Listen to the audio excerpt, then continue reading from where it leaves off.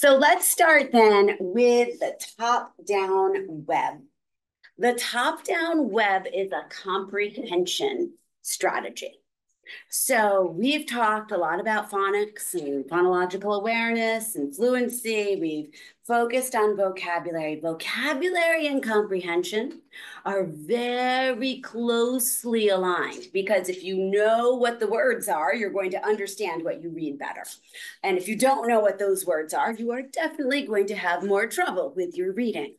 So this idea, the top-down web, comes from Joan Sedita's Key 3 routine. And this is used in a number of districts in Rhode Island. You will probably see these strategies a lot. There are three, it's called the Key 3 routine, three strategies that Joan Sedita focuses on: main idea, note-taking, and summarizing. So for her main idea, one of those is how to find the main idea. And then the top-down web sort of gives us this idea of a main idea and details underneath it. Note-taking, we've talked about 2-column notes. That also has a main idea and those supporting details here. And then summarizing and questioning are once again coming back to the meaning of the text that you're looking at. And they all really yield a lot of good results for us.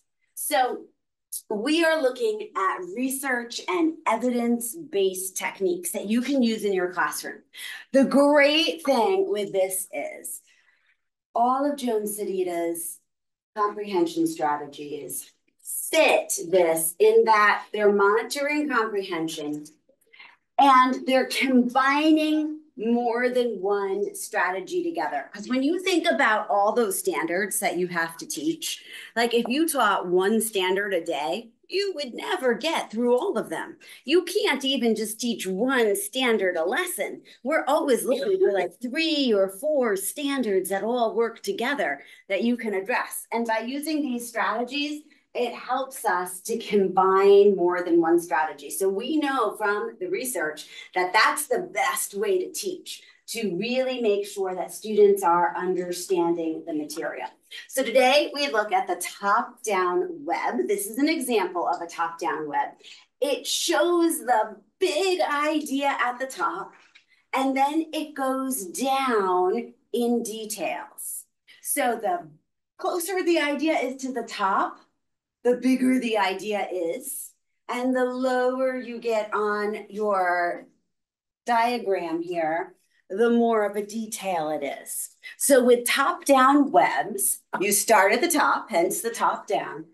It's going to show the relationship of those ideas in what we call a hierarchical way, which means some things are more important than others.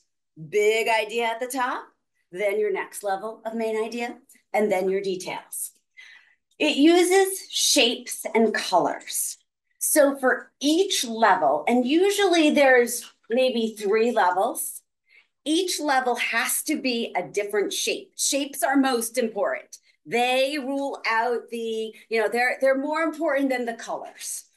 A lot of that is because we only have black and white photocopy machines. So a lot of times your top-down webs have to be black and white. So we're going to start with one shape at the top. Here we have our rectangle.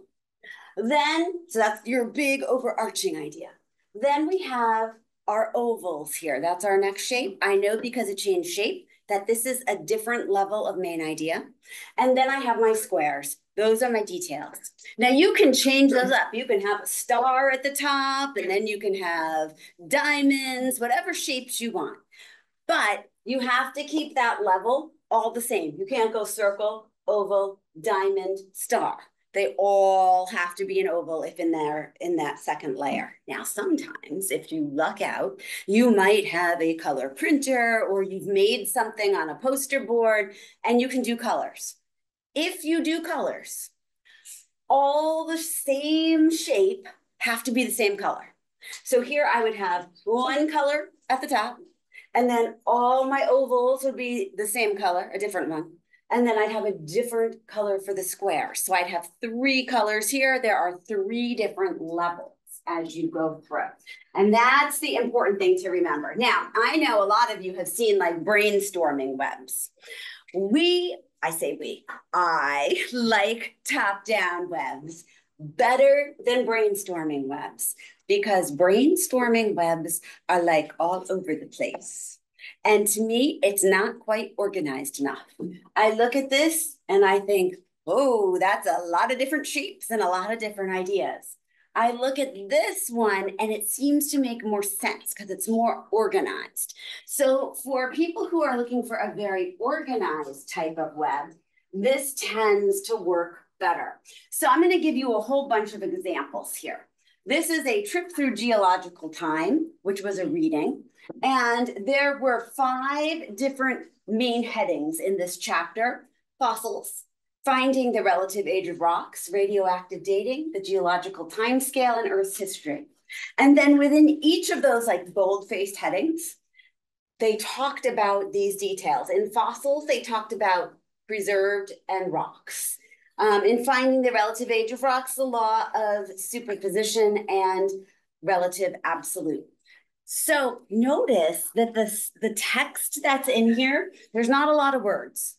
You're talking like 1 to 3 words, maybe 4 words in your shapes, but you don't want to like be doing sentences. This is very, very brief to organize your thoughts. It can go down to kindergarten. So here's one, really not a lot of words. We have farm animals. That's our overarching main idea. And we have horses, pigs, sheep, and chicken. And they're all done with pictures. But I have 1 color and 1 shape for my main idea. And then the next level here, a different color and shape. So kids can follow this logic of the main idea and the details a lot easier this way. Here's another one. I think I used this one in kindergarten also. We have letters as our main overarching idea. We have vowels and we have consonants. So this is important.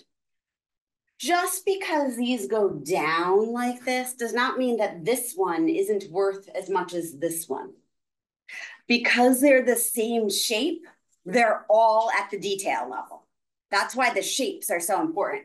So I know that's my biggest idea, my next main idea, and then these details, these are all the same amount of importance because they're all those green circles. And kids can come up and sort these, they can make their own top-down webs.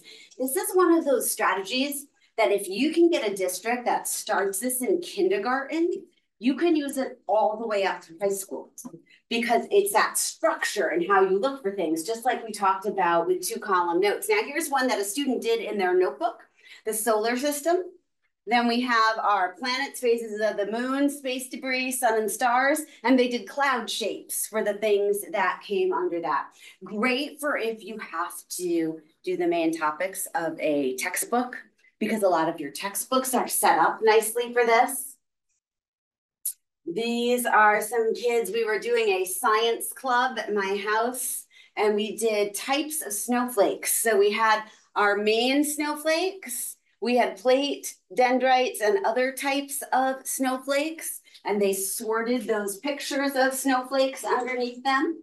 Here's Egypt. Now, oh, there's one thing wrong with this one. What is wrong with this top-down web? Yeah. The second level is the same shape. Yeah, exactly. We don't want the same shape. The bottom is different, but it's still kind of a rectangle. They're all a little too rectangle-y for me. Yeah. So I would say keep the rectangle at the top, change your shapes, but they do at least have this top-down mechanism that you're looking at. So we do have some examples up online. I have, and Joan Sedita has some examples, but I'm going to show you an example of how you could do this with real little kids. So let's come back to our top-down web.